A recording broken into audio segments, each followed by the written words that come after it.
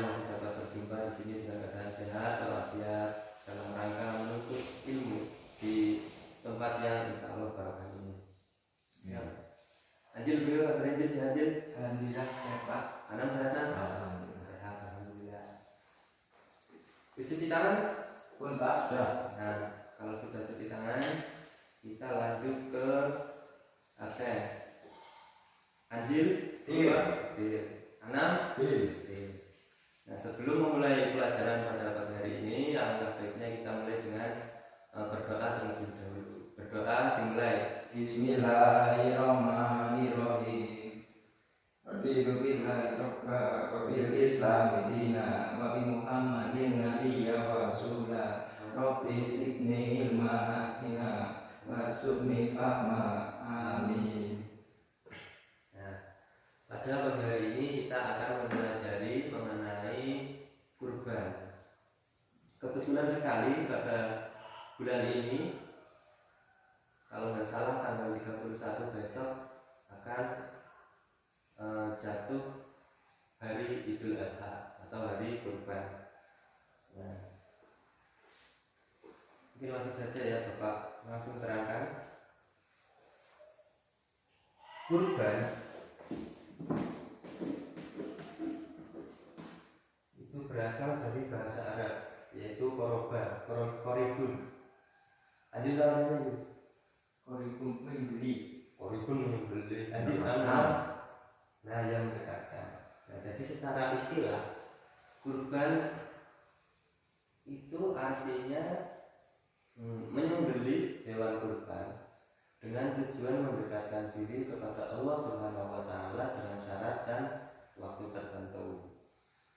Nah, selanjutnya hukum kurban.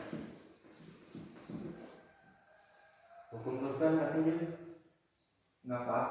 hukum kurban itu sunnah muakkad. Nah, sunnah muakkad dasarnya yaitu Quran surat Al-Kautsar ayat 1 sampai terakhir lah. Anak apa lah? Surat Al-Kautsar. Masa enggak apa? Anjil apa Anjil? Enggak apa semua Pak. Aduh. Ina aku ini masa enggak apa? Apa? Mis. Di bareng-bareng yuk. Bismillahirrahmanirrahim. Inna a'tainakal kautsar fasholli li rabbika wanhar. Inna syani'aka huwal abtar. Itu apa? Ya. Dasar hukum kurban itu ada pada ayat 2 dan 3, yaitu Inna a'tainakal kautsar, sesungguhnya kami telah memberikan kepadamu nikmat yang banyak. Fasholli, maka salatlah, li rabbika, kepada Tuhanmu, wanhar, dan berkurbanlah. Nah, itu dasar hukum yang pertama.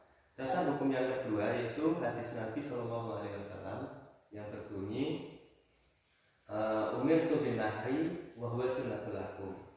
Umirtu, telah saya perintahkan kepadamu, binahri, untuk berkurban, wa huwa sunnatul lakum, dan itu adalah sunnah bagimu. Jadi hukumnya yaitu sunnah muakkad. Selanjutnya materinya yaitu mengenai ketentuan hewan kurban.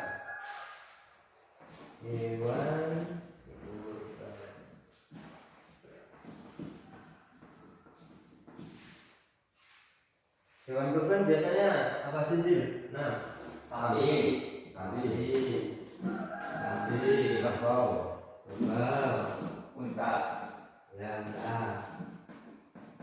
domba. Oh iya domba. Nah, sapi, kambing, domba, kerbau, unta. Nah, ini adalah hewan ternak.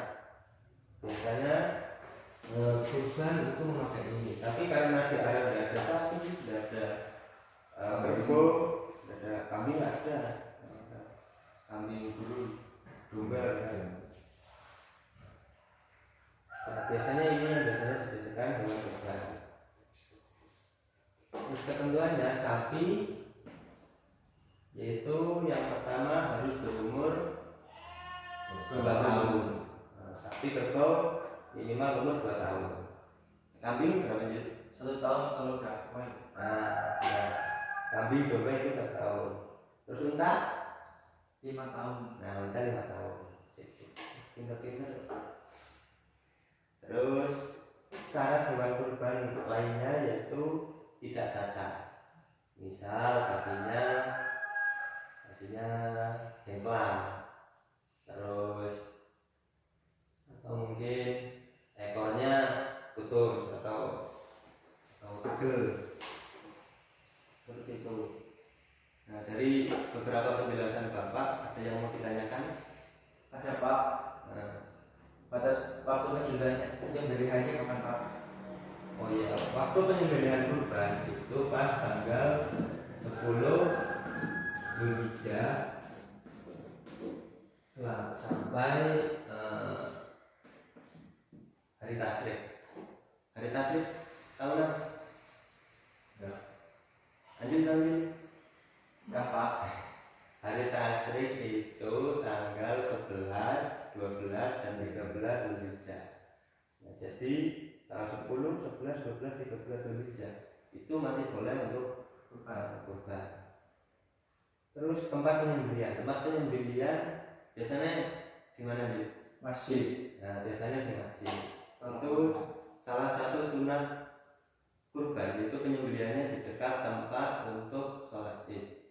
Boleh di lapangan atau boleh juga di dekat masjid.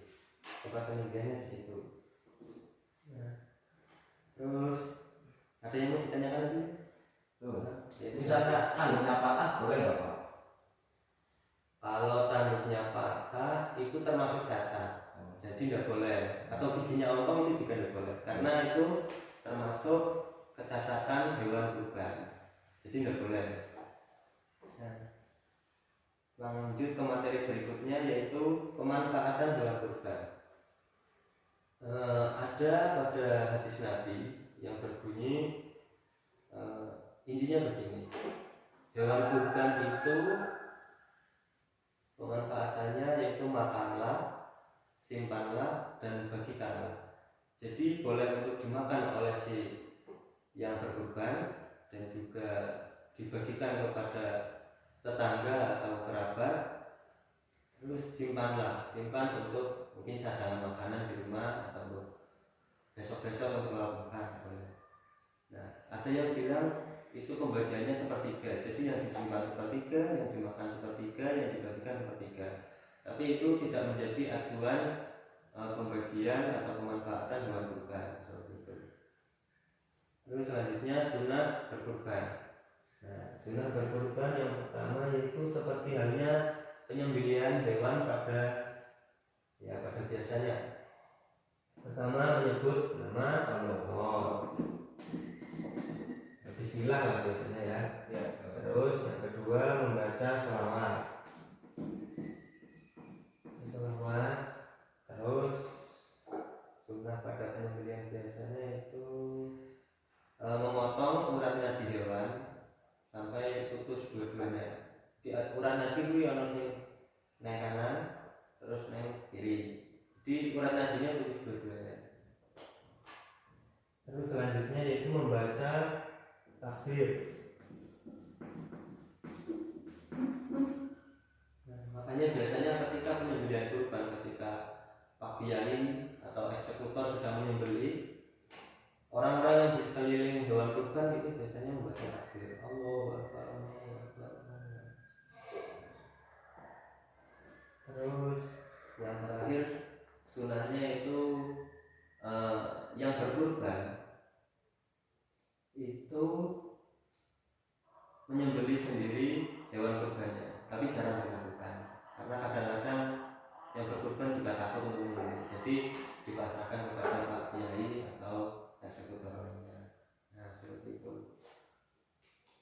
Ada yang ditanyakan tuh? Nah, Ya. Pak Guru, ya. kalau sapi buat berapa orang? Oh iya, soal pemanfaatan itu maksudnya ketentuan hewan kurban. Nah, atau kelasnya domba itu diperuntukkan untuk 1 orang. Tapi untuk kelasnya unta, sapi, kerbau itu untuk 7 orang. Jadi 1 kerbau itu boleh atas nama 7 orang. Jadi misal anjing, anak, terus sopo sampai 7 orang itu berkurban 1 kerbau. Kalau kambing itu hanya atas nama 1 orang. Misal anjing berkurban kambing, ya atas nama anjing tok. Jadi sendiri.